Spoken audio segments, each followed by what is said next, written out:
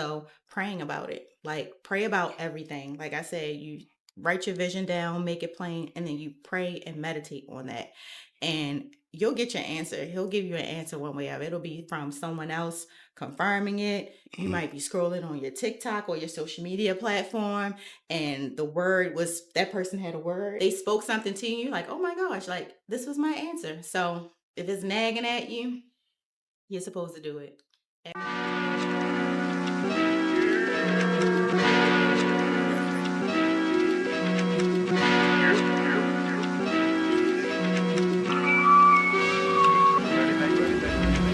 I'm ready to rock and roll and get my pockets swole. Ready to roll and rock. Hope the money never stop. I hope the money never stop. Hope the money never stop. Ready to rock and roll. Ready to roll and rock. I'm ready to rock and roll and get my pockets swole. I'm ready to roll and rock. Hope the money never stop. Hope the money. Welcome to From the Ground Up. I'm your host, Tony, and today I have a very special, entrepreneur, business owner. We are right now in her studio as she's working, and just to let you know, she is on live, TikTok live. I have with me the owner of the Sanctuary LLC, Miss Shanika. How you doing? Hi, I'm good. How's it going? All right. I appreciate you taking some time to talk to me. Just talk a little bit about what you got going on here. You are from? I am from the one and only Baltimore City, East Side all day. Okay. East Side stand up. How was life for you growing up on the east side of Baltimore? Life growing up for me was nice. It was nice. It was your typical childhood. I lived on a block where it was very active. Every house was full, either, kids in every house, either they lived with their grandmama, their aunt, their family. I'd say back in the day, it's definitely different now than what it was then. Childhood was fun, outside playing, walking around the block, we used to call it, just hanging. It was fun. I enjoyed my childhood growing up. You was a very active child. For the most part. Did you give your parents a hard time is what I'm trying to figure out here. No, I don't think I gave my parents a hard time. I don't. I think I was a good kid. I'm one of three, the youngest of three siblings. I think we were all good kids, very strong-headed. I don't want to say did everything by the book, but we ain't never gave our parents no hard way to go. We were good kids. Good kids, had a nice upbringing. Okay, so how was your schooling coming up? You went to like public school? Yes. In the city? So elementary school, I went to public school. I went to Waverly, off of 33rd Street. Middle school, I went to a charter middle school. Okay. Midtown Academy, that's off of West North Avenue, over there, Mount Royal. In high school, I went to City. Yay, City Nights. City Nights. Yes. It's nice. I every city person I ever met takes a lot of pride. Yes, we do. And that, see, look at there you go. Show the ring. Okay. Yes, the ring. Forever. City. Forever. Yes. Now, I know that you're very crafty. Did this start off when you were younger? Were you into like arts and craft when you were younger, or? I was into arts and crafts. It was more like a hobby. I didn't think anything of it. I was good at it. I wouldn't say I was like a drawer or anything, but I was always good at like being creative.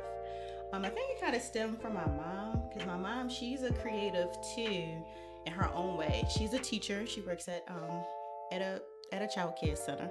Okay. And so she's been teaching like all her life since before I was born, and she has a creative knack. So I think I get it from her.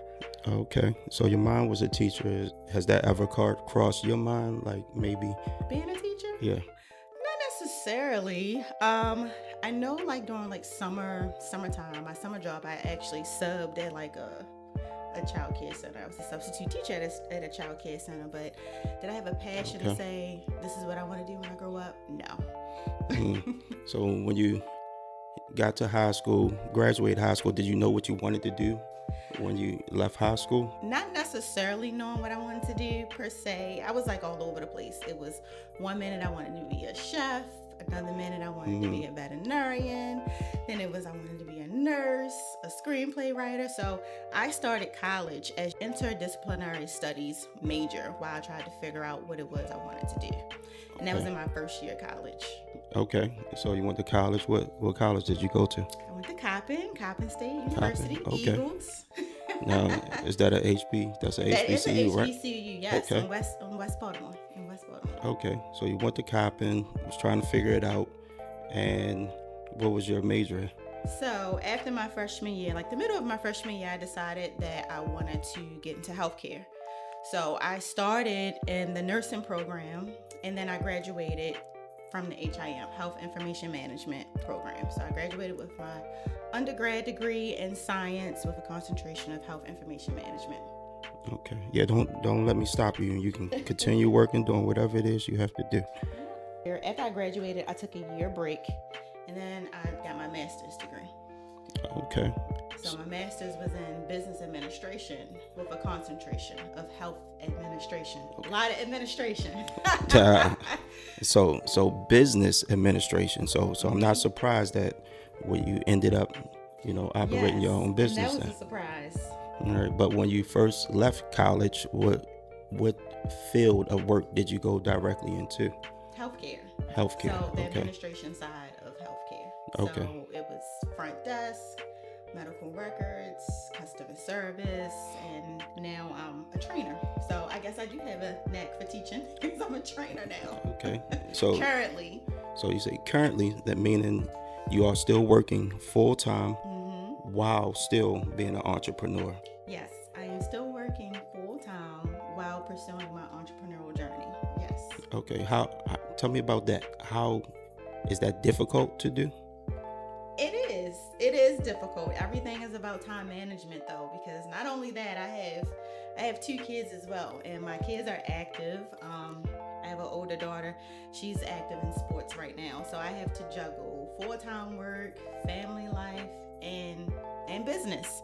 So I really have to construct a schedule for myself because time management is big. Like you say we have 24 hours in a day, so all that has to be like planned out from the time I wake up to the time that we go to bed at night. So it's challenging. I'm not gonna say it's difficult. It's challenging, and it can be very tiring. I bet. So tell me, is this your first business that you opened up on your own? Yes. Okay. So how did the Sanctuary come about? How did the idea of the Sanctuary, what made that come into reality? Well, the Sanctuary came into play in May of 2020. During the pandemic, my youngest daughter, she suffered from eczema, which is severe dry skin. Everyone knows it because everyone suffers from it every now and again in their life. And there was really nothing that was out there for her to soothe her dry skin. We had like topical creams that the doctor would prescribe, and that would work only while using it. But then after the rash would clear up, I would stop using the cream, of course, but then the rash would come back. So the doctor was like, oh, well, just get like a really, really thick lotion. And so I just started thinking I went to Google and I started seeing some things pop up on the internet where I could make shea butter or, make a body butter on my own. So I said, let's try this. That way I can control the ingredients that's being put into the lotion and what I'm putting on her skin. So that's how it came about. I concocted this little basic formulation and it worked. Oh, it worked. Okay. Yeah, it worked. All right. So you still make that butter today? I do. Excellent. Yeah, Okay. I do. So you basically saw a need for something, and you decided to put it together yourself. Yes. You say, why can't I do that? Absolutely. So also to add to that, before I initially thought to make it myself, it used to be this person that would come to my job and they would sell their butters and their scrubs and things like that. And so I thought of that person, and they had an online store. So I went to the online store and I ordered it. And it finally came in the mail, and I was really, really excited. But then it was just like rock hard. I would put it in the microwave because, sometimes your butters, they can solidify if it's like severe cold outside. So you can get it can return back to room temperature if you leave it on the table, or if you put it in the microwave and warm it up, it'll get soft. But this was not getting soft, so I was a little disappointed. So then that's when I reverted to online to figure out. I was searching how can I soften this butter, and then I came across how to make my own. Okay. So. All right, and you said this started during the pandemic. Yep, during the pandemic. So I know that had to make it a little harder, being able to obtain maybe the things you need. And how did you start? So you just started making it at home? Yeah, so I utilized Amazon. Everything came from Amazon because we weren't really going into stores unless needed. So everything I bought off of Amazon and Etsy. So I just researched. I was like, okay, I need a jar. I found jars. I found the shea butter. I found the oils that I needed. I found everything on Etsy. Etsy is what really gave me my first start on finding product and ingredients needed to make my butters. Okay, yeah, it was a big online boom with everything during the pandemic. It was. And actually, it sounds weird though. I mean, I know a lot of people suffered during that time, but the pandemic for me was a blessing for me and my family. Okay. Despite the trials and tribulations that it caused, it was still a blessing. I'm sure some other folks can probably contest to that it wasn't all bad. All right, now when you say that, meaning what, like some of the opportunities that it might have created? Opportunities. So for one, working in corporate healthcare, I was at work from like 8 to 5 every day, Monday through Friday. And mind you, I have 2 kids. So I had to utilize my parents. I had a village. And so my parents would help me getting my kids to school and picking my kids up from school. With the pandemic happening and everything, we were summoned to work from home. So being able to work from home, the kids are at school. Now I can spend more time with my kids. And to this day, they're able to see that we can function from working from home. So now I have that flexibility where now I can take my kids to school and pick my kids up from school. So that's what I mean when I say it's a blessing, because I was able to spend more time with my kids versus pre-pandemic. It was I don't know. I felt like it was you had to get up, get your kids to school. It was very robotic, tight schedule type of thing, not really spending quality time. It's like, okay, grandparents come pick them up, I go to work. Grandparents pick them up from school, I go to grandparents' house to pick them up. We come home, have dinner, go to bed, do it all over again. So post-pandemic, you were able to keep that structure going. That was that. Yep. So post-pandemic, I was able to build a better relationship with my kids and let my parents be grandparents instead of it being like an obligation to have to take them to and from school every day. I understand. Yeah. Okay. So let's talk a little bit about the actual studio. Is this your first studio here? It is. So yeah, so this is very, very new. Actually, I came into this space in July. I think July 1 or June 1. So it's new.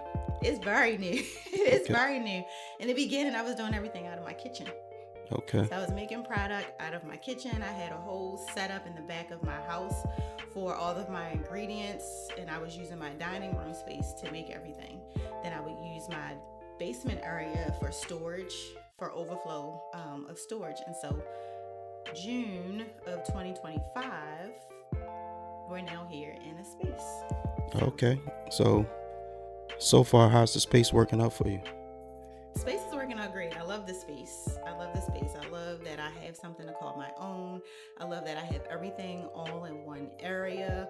It's just a dedicated space. It's more, not to say that it wasn't sanitary before, but it's more sanitary now because this is the designated space to do the work that needs to be done. Again, I went to YouTube University and I just simply I love YouTube University. I do too. I'm working on my master's degree right now. Awesome. Yep. So I went on YouTube and I typed in how to start a business, and I found a video. I don't remember the person, but they just gave the steps of how to start your business. And so first you want to register with your with the IRS so that you can get an EIN number. Your EIN number acts as your social security number for your business. And IRS will give you different definitions to break down of what type of entity you want your business to fall under. LLC is a limited liability company. And so anything, let's say for whatever reason, a customer wanted to sue for whatever reason, they would sue the business and not me personally. Okay. But they have like an S corps, and then they had other entities. I just chose the LLC because that seemed to be Work for you. Work for me, right? So after registering with IRS, I then went to the state of Maryland minority business website, not minority business, small business. Okay. Small business website. And then I typed in my business name to see if it was available, because you can't operate. Two businesses can't operate with the same name at the same time. So I saw that there was a lot of businesses who owe the name the Sanctuary, and so it was available though, because it was either forfeited. It was forfeited, so the name was available. So once you select your name, you see that it's available, then you register, you do the paperwork, and then you pay the state of Maryland fees. And so then once you pay the fees, you keep up with that every year. There's a set fee you have to pay every year to remain in good standing with the state. Okay. All right. So that's register with your state. All right. So IRS. IRS to get your EIN number. Yep. Register with the state you're in, which is Maryland. Yep. Like after registering with IRS and the state, it's best that you then take your EIN number and go open up a business bank account. There you go. Okay. Open up the business bank account.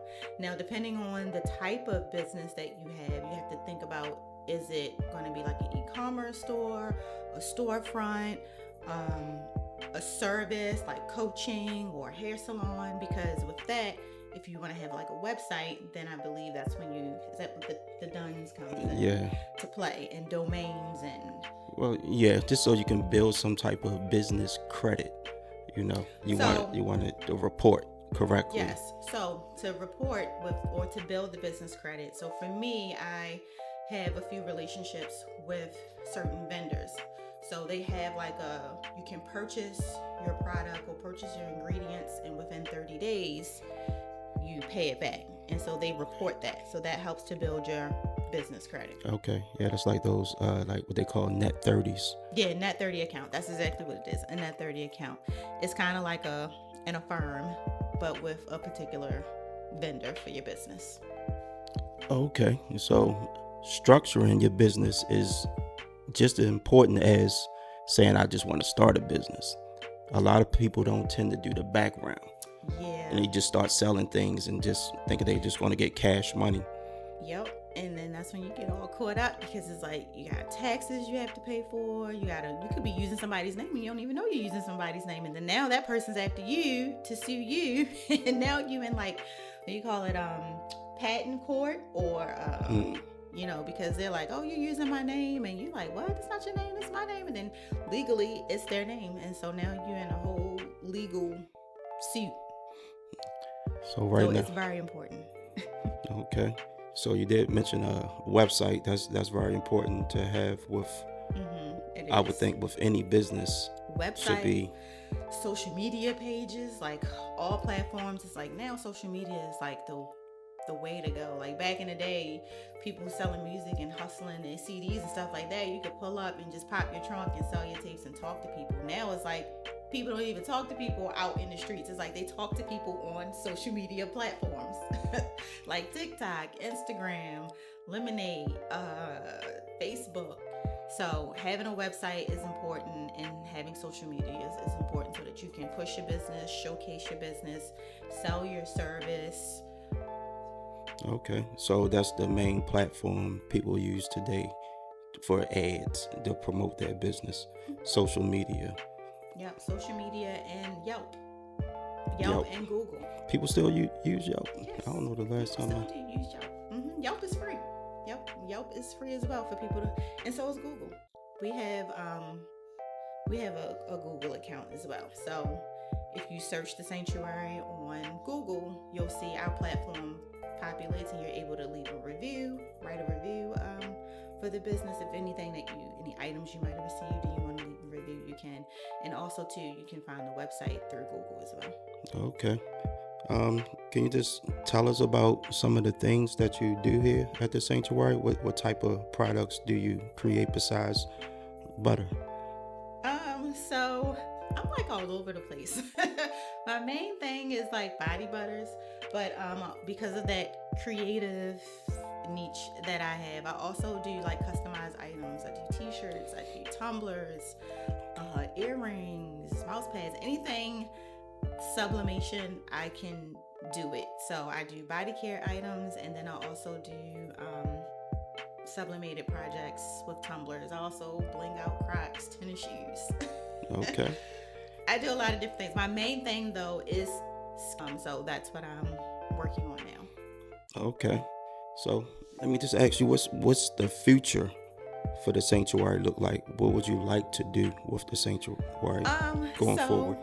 Going back to the teaching, when you was like, did I ever think that I wanted to be a teacher? No, and neither did I ever think that I was going to be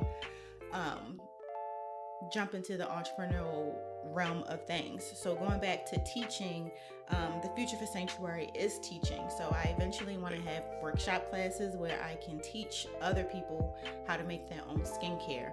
I feel like it's very important that you should know what you're putting on your skin, what you're putting on your body, and it's not as complicated as you think it is. Everybody should have some type of survival skill. You should add this to that. Okay, so teaching, skincare, moving into a storefront is in the future for the Sanctuary. I want to have a stationary place where people can actually come in and shop. I want to have, within the shop, I want to have different events, engagements within the community, get back to the community. Okay. So, sounds good.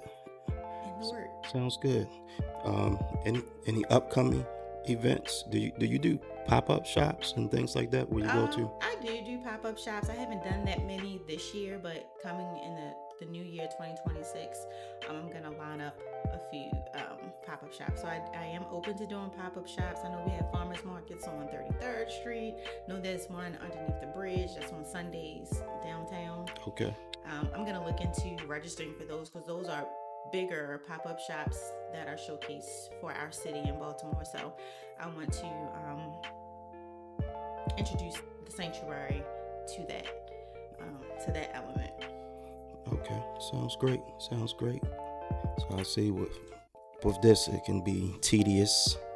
So that's the part about doing this type of work. Yes, and that's why when the price is the price, you got to understand what comes with it. Quality. That's what I think a lot of people don't understand. Yeah, even with the body care items and things, like a lot of, for me in my small business, I make a lot of my body care items in small batches. And people might be like, okay, small batches, what does that mean? What it means is you have more control of quality of the ingredients that you put into your product. So quality control. So small batches is a big deal because you'll know that with every body butter, there's a good amount of quality ingredient. Like, other big name companies, they'll advertise, they have hyaluronic acid and all these things. But if you look on the back of the label, where does it fall on their ingredients list? How far down? Because the further down a certain ingredient means the less they used of that ingredient. And so for small businesses such as myself, when I create body care items, one, the list isn't extensive. It's not super duper long. And if it is super duper long, it's because I have a lot of great ingredients packed in it. But every ingredient, there's a sufficient amount of it. And every ingredient you are able to enunciate. You don't have to guess, like, what is it? It says what it says is what it is. You don't have to guess. You don't have to copy and paste it into Google to figure it out. For legal purposes, I do have to put the proper INCI name of the ingredient, but in parentheses, I put what that name is. So. Okay. Yeah. I don't think some people realize that this isn't a big manufacturer company, so they don't understand you are hand making and doing everything yourself. It's Yeah. not like it's a bunch of workers in Yeah. there, right? Well, right now it's a one-woman show, but that's another future thing for the Sanctuary. I want to be able to hire some people in the community or whatever. Like as Sanctuary grows, I want to be able to create jobs Okay. with the storefront, with community events, because Sanctuary is going to be all over. So I'm going to need a lot of hands on deck to spread the greatness that the Sanctuary has to offer. So that's also You see the vision, a plan. and just execute. That's all. Yeah, the Bible says, write down your vision, make it plain, and then just walk towards it. Just walk the path towards it. Just keep going. So yeah, that's another thing too. It's easy to get discouraged in this entrepreneurial journey. Plenty of times I have been being transparent. I have been very discouraged and like, is this really for me? Like, am I supposed to do this? But this is one tip that I feel like you'll know if something is meant for you to do. That if it keeps bothering you, if you can't stop thinking about it, if it's just rotating in your head, if you see it, if you envision what it could be, then it's for you, and that is what's supposed to be. And also praying about it. Like, pray about everything. Like I said, you write your vision down, make it plain, and then you pray and meditate on that. And you'll get your answer. He'll give you an answer one way or it'll be from someone else confirming it. You might be scrolling on your TikTok or your social media platform, and the word was, that person had a word. They spoke something to you, like, oh my gosh, like, this was my answer. So if it's nagging at you, you're supposed to do it after you done prayed about it. So just have a strong foundation in the Lord, include the Lord in everything that you do, and you'll get a clear answer, because the Lord doesn't entertain any confusion.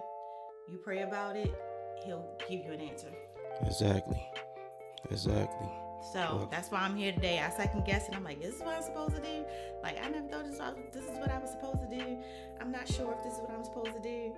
And he's like, yes, this is what you're supposed to do, because it won't leave me alone. And I keep getting idea after idea. And I'm just really excited. And it motivates me all over again every time I think. Anytime I have a moment where I'm like, I don't know if I should be doing this, an idea will pop up in my mind, and then the excitement will start all over again. I'm like, yeah, I am supposed to be doing this. So even in your discouraging moments, still walk forward in what you are called to do. Because remember, like, your gift is not for you. It is for you to share with other people. So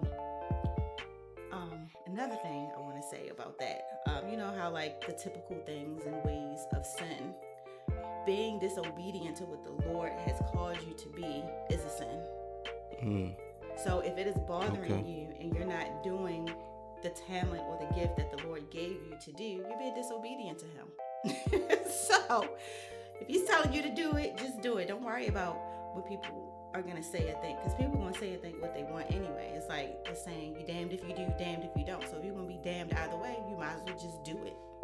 So Yeah. So that's what I have to remind myself of a lot too. It's just, I'm so worried about what people, and then don't worry about, you know, like who you used to hang with back in the day and what they're going to think of you now or whatever. Okay, that was you back then. Everybody, for as long as you live, you're always going to be changing. And so it's just like, all right, let them see you. It doesn't matter what they think definitely. of you. Yeah, but that was a thing that I had in my mind too, like what deter me from doing something that I wanted to do. I would think about like, oh my gosh, like what are people from my past, and they be like, oh my god, really, she's doing this, like what? And it's just like, yeah, I am, you know. So just don't let it phase you. I can imagine the thoughts that you could possibly be having, thinking, oh, I graduated from college, I got a master's degree, and now I'm doing this. This isn't what maybe that people thought you was going to do because of that or whatever, knowing that, you know, your education history. And but say, I think safe. you're still applying your education to this. Your education really just shows you how to maneuver in any situation, for real. Yeah, education is just the foundation, and it's just like, what do you do with that foundation? How do you evolve that foundation? Just because you went to college don't mean you have to stay in corporate. a lot of skills that you learn in college or a lot of skills that you learn in corporate can be transferable, where you can transfer those same skills into your business. So, okay. You tell my people where they can find you. Oh yeah, so you guys can find me on all platforms: Facebook, Instagram, TikTok, Lemonade, the THE Sanctuary SANCTUARY LLC. Okay. I appreciate you taking time out your day. All right, thank you. I appreciate it. All right, y'all. This is another episode of From the Ground Up. We look forward to more from the Sanctuary LLC. Everybody have a great day out there. Peace. Later.